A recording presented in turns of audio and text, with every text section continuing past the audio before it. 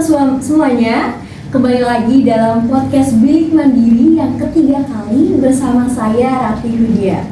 Nah, pada podcast kali ini kami bakal membahas topik mengenai seni dan juga hiburan. Nah, kalau kita dengar soal kata seni, hal pertama yang terlintas di pikiran kita itu pasti tentang penyampaian ekspresi yang memiliki unsur keindahan. Nah, di pertemuan kali ini aku bakal membahas topik mengenai seni dan hiburan, tapi nggak sendiri karena aku ditemenin sama narasumber kita yang hari ini, Kak Wanti. Selamat sore. Selamat sore. Gimana kabarnya, Kak? Sekarang baik. Kalau kamu sendiri gimana? Aku baik. Lagi sibuk apa nih, Kak? Kalau untuk saat ini mungkin sibuk kuliah aja ya. Sibuk banget. Oke, Kak. Seperti kata pepatah yang udah bisa banget kita dengar tuh, Kak, kalau nggak kenal maka nggak sayang. Boleh nggak nih kita kenalan dulu sama Kak Wanti ini? Oke, halo semuanya. Perkenalkan, nama aku Nima Dewantiani. Kalian bisa panggil aku Wanti. Aku merupakan salah satu mahasiswi Politeknik Negeri Bali jurusan akuntansi, program studi sarjana terapan akuntansi manajerial. Dan aku sendiri berasal dari Batu Diti Tabanan. Wow. Lumayan jauh ya dari sini. Iya. Di sini ngekos apa di mana, Kak? Ngekos. Oke, berarti dekat ya. Aku pikir tuh kayak aku sebenarnya ngajak, makanya aku nanya sih, Kak. Iya, kalau ngajak kayak capek banget. Asal nggak bisa.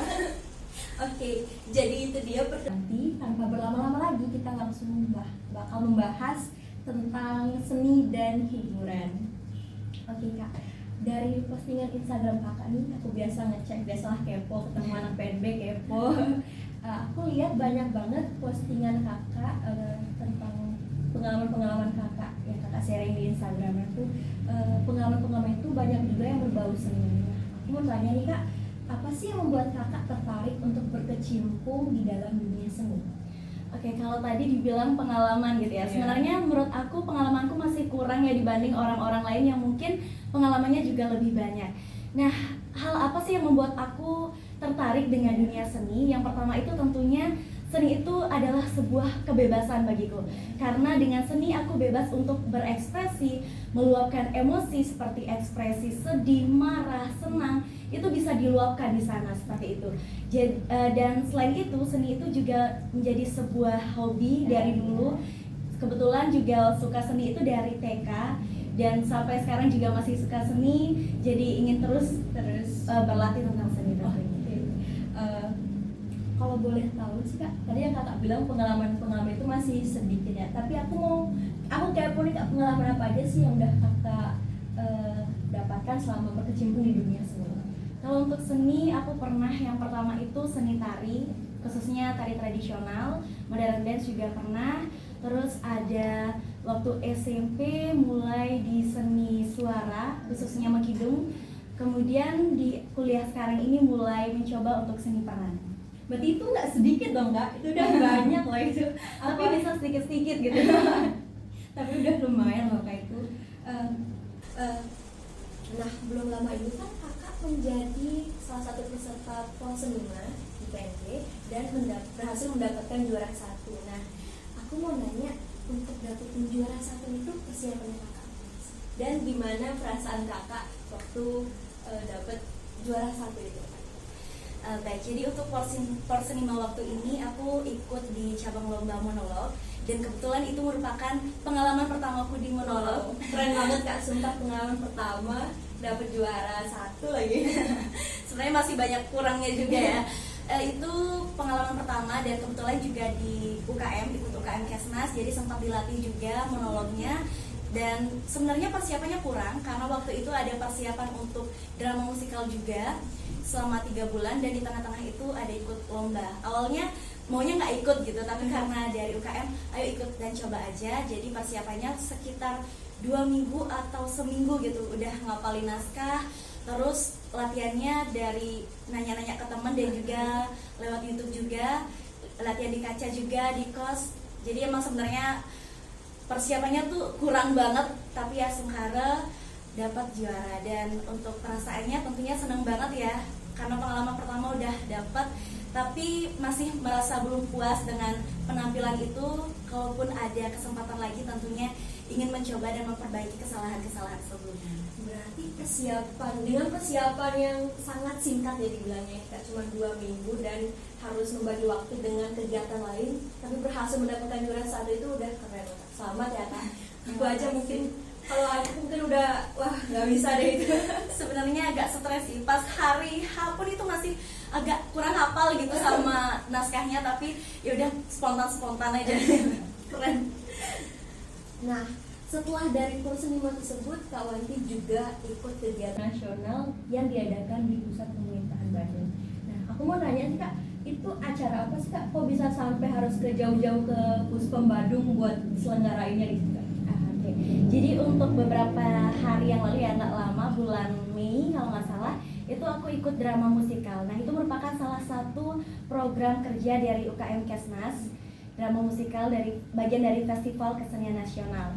Dan untuk kegiatan itu drama musikal, di mana drama itu ada 2 kata, itu drama dan juga musikal. Jadi itu ada drama dan ada musikalnya. Jadi kita bermain peran dan juga kita isi nyanyi seperti itu.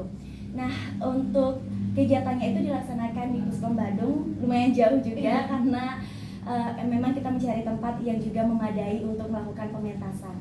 Nah kegiatan itu tentunya di sini kita melibatkan seluruh mahasiswa Politeknik Negeri Bali, jadi ada seleksinya terlebih dahulu, dan di sana saya dipercaya sebagai Dewi Chandra, yaitu peran utamanya. Dan ceritanya itu tentang sebuah cinta anak SMA yang beda agama, dan judulnya itu tentang Eternity the Angel's Love. Jadi deket banget ya sama anak-anak zaman sekarang gitu. Iya, pasti banyak banget yang cintanya beda agama. Iya, benar banget.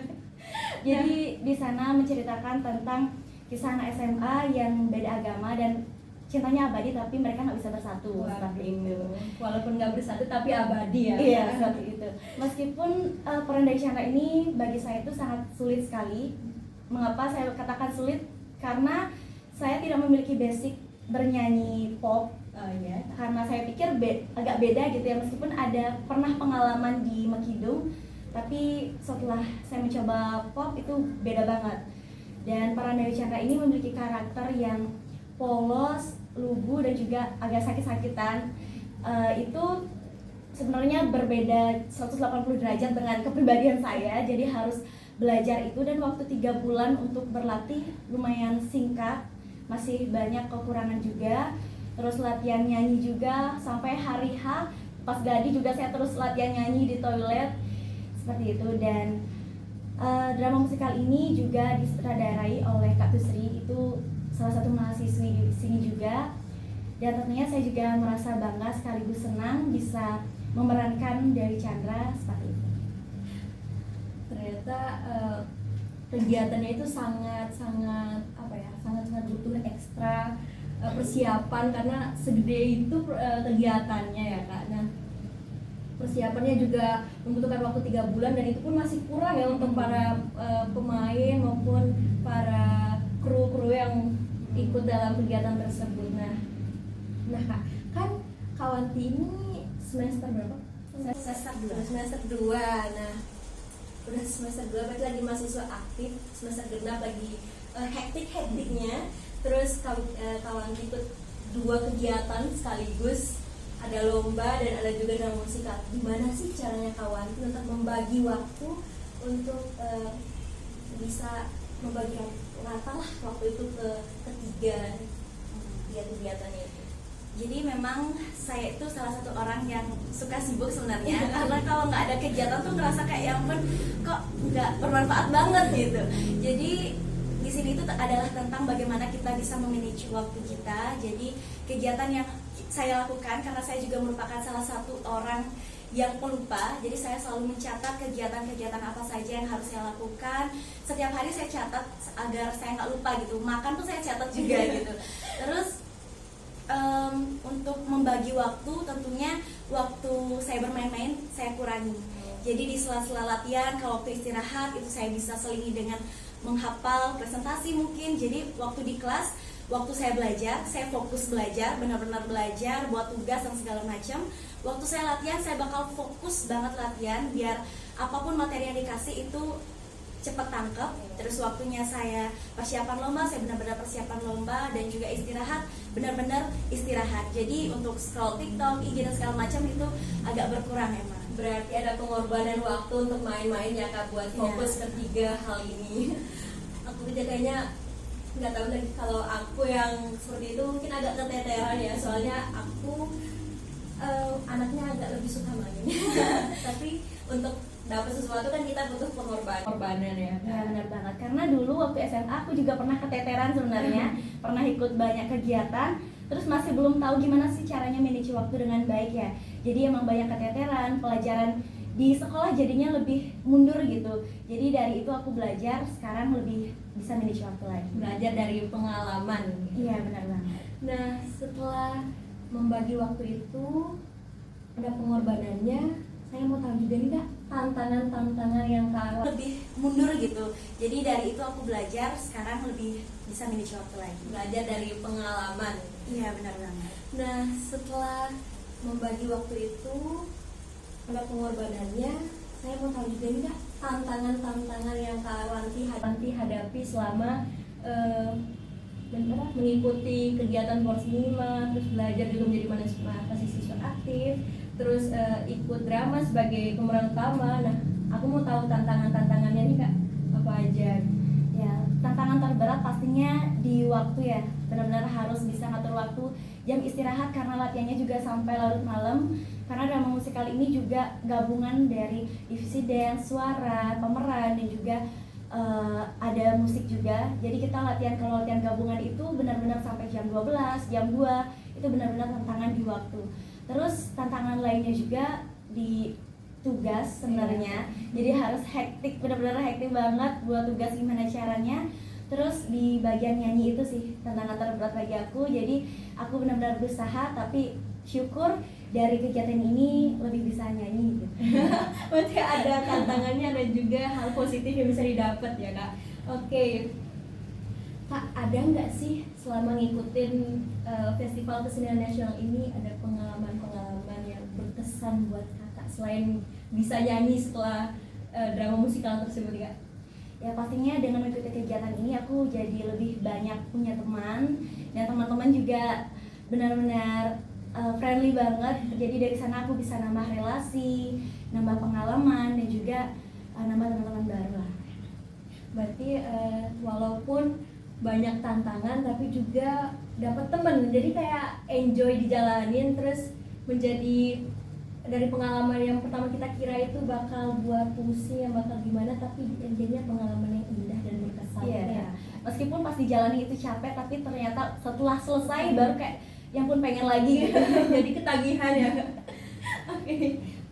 Nah, setelah melewati pengalaman-pengalaman itu Kak, apalagi dari kecil udah ikut di bidang seni berkecimpung di bidang seni, ada nggak sih Kak sosok yang menjadi role model Kakak sehingga Kakak mau melakukan atau mau mendapatkan pengalaman-pengalaman baru lain?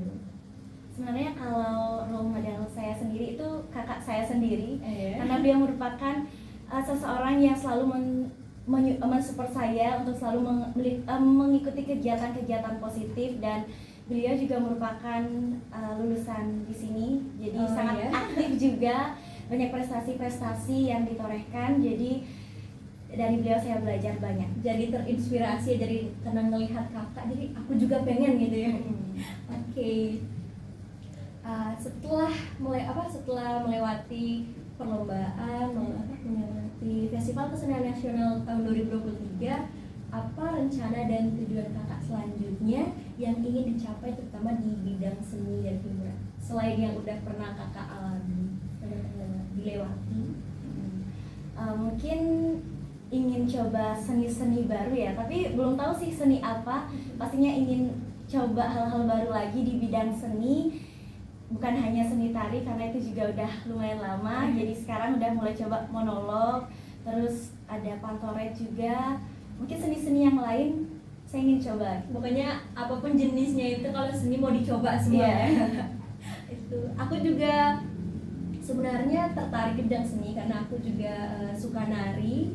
Terus aku juga suka untuk kayak ngobrol-ngobrol gini kan seni juga ya kan. Seni berbicara. Iya. Aku juga tertarik, makanya pas bahas seninya aku excited banget untuk dibahasnya kan. Aku juga punya pengalaman.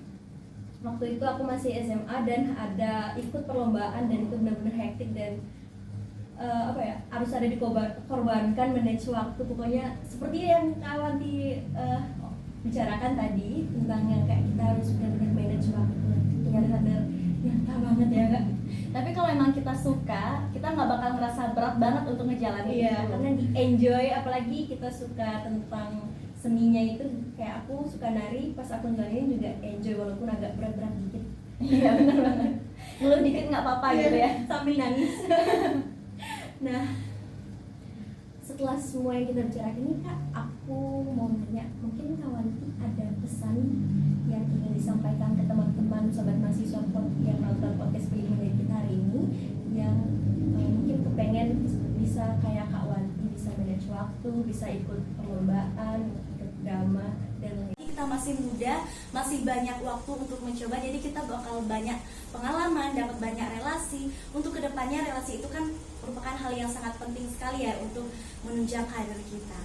Pokoknya jangan pernah takut, kalau bisa terobos aja gitu Iya, ya. benar. Selagi masih muda ya terobos aja walaupun sambil nangis. Oke, baik, itu beberapa pemaparan terkait seni dan hiburan dari pengalaman yang luar biasa punya Kak Wanti. Sangat menarik nggak sih guys?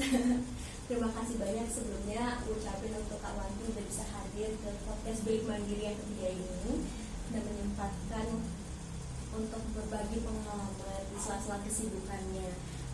Aku berharap sih kita bakal ketemu lagi untuk membahas pengalaman-pengalaman yang lainnya yang diterobos walaupun sambil nangis. Kita sharing-sharing nanti ya. Oke, baik, itu beberapa pemaparan terkait seni dan hiburan dari pengalaman yang luar biasa punya Kak Wanti. Sangat menarik nggak sih guys? Terima kasih banyak sebelumnya aku ucapin untuk Kak Wanti udah bisa hadir ke podcast Bilik Mandiri yang ketiga ini dan menyempatkan untuk berbagi pengalaman di sela-sela kesibukannya. Aku berharap sih kita bakal ketemu lagi untuk membahas pengalaman-pengalaman yang lainnya yang diterobos walaupun sambil nangis. Kita sharing-sharing nanti ya.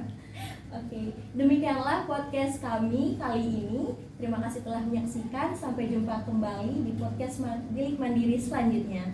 Dadah.